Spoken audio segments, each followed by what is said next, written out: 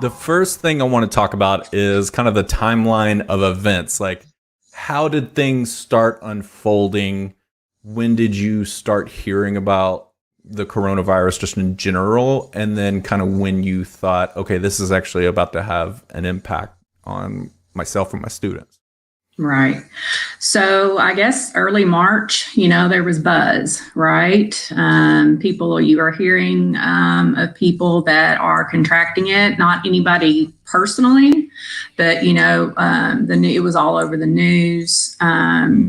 Things were happening, New York, places, even though they were far away from Arkansas or supposedly far away from Arkansas. Things started happening on a global, on the global map in Italy and China and all that kind of thing. But it kind of, came to America, I guess, early part of March. How it affected us personally in education, I mean, we really were kind of up in the air. Is this is anything going to happen? Is this going to change how we teach our students? We were all kind of talking about it, but it came to a complete panic mode, I guess, on March the 12th at lunch.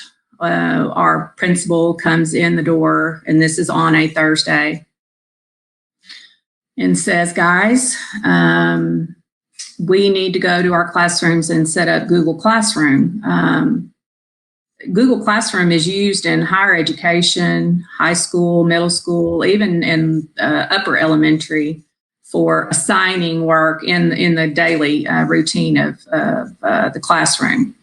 But never had we ever thought that we would ever be asked as lower elementary to ever have to set up a Google Classroom or use it in any way, shape, or form. So lunch, March 12th, we were told that we needed to go to our classrooms, set up our Google Classroom on our Chromebook. That afternoon, we were told to send home Chromebooks with those students that had reported to us they had no technology at home. When you ask a 6-year-old, do you have technology? Right. Yeah. You get mixed answers. But anyway, I gave out a Chromebook that day. Several of us gave out Chromebooks on that Thursday. We come back to school on Friday. We weren't even sure we would come back on the 13th, but we did come back to school on the 13th.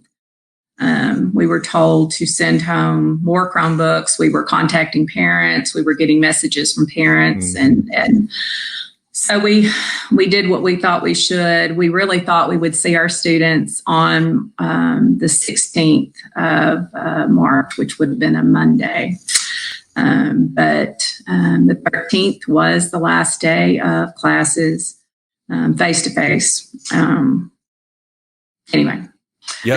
Very hard thinking about that. Really, it's like within a span of 2 weeks, really everything escalated. Halted. And it got to the point. And then, I mean, myself, I had heard about coronavirus back in December. And at that point, it was affecting China and like starting to spread to some of the European countries. In January is when we started seeing coverage, I guess you'd say. There were no reported cases, but there was limited testing and things like that. And then in March is when things really escalated. We had a lot. We started, I think, really testing folks and started seeing these pockets around the U.S.